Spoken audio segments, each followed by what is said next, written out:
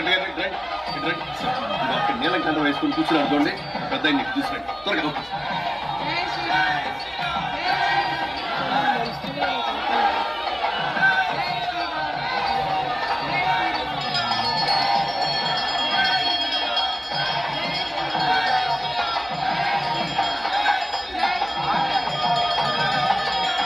నమస్కారం అండి బాగున్నారా రండి రండి నిజం కాదు రండి పర్వాలేదు రండి ఈ అవకాశం అందరికీ వచ్చేది కాదు కూర్చోండి